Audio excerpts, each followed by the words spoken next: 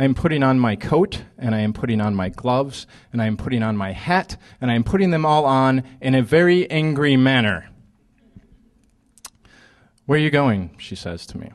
I'm going out. Is that all right with you? I have to go out, I say back to her. See, we were supposed to see a production of Shakespeare's The Tempest this evening, but then we had a little tempest of our own, which is not a surprise because it happens nearly every week, and who can even say what it's really about? Always it is about everything and nothing, so let's just say cucumber sandwiches.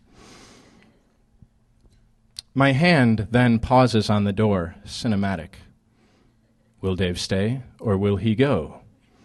But it's not actually cinematic because there's no plot point happening here. Because if I stay or if I go tonight, it doesn't matter. Nothing ever changes. So I just end up laying next to her on the bed, frozen in an action, still in my full winter array. And she is laying next to me, still in her night clothes. It is the Eskimo and the urchin. And I just keep wishing something would melt. And after a few minutes, it does. Personally, for me, it's the weirdest ending for an argument ever, but we both just roll into each other and start kissing. And at first it's just that I'm so sorry kissing, but then it gets more frantic and frenetic, and it's, I still need you, I still want you kissing.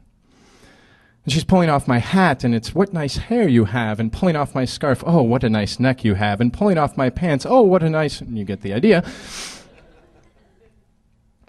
And I start to reciprocate.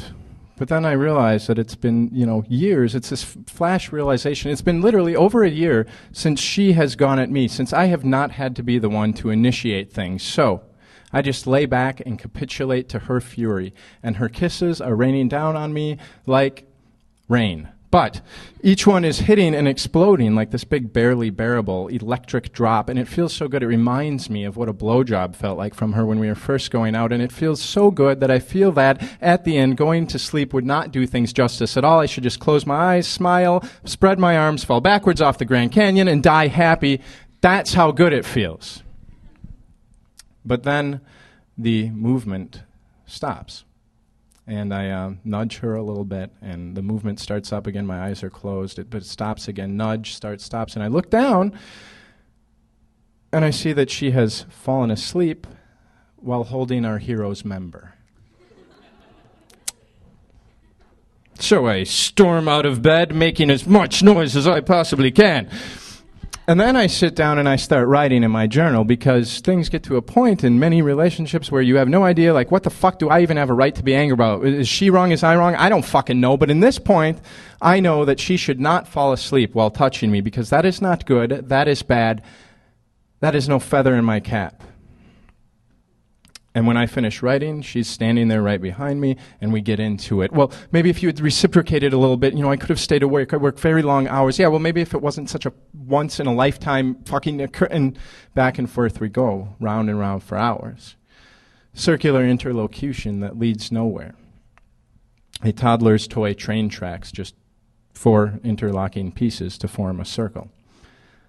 And how could a kid be entertained by that? Just round and round, over and over.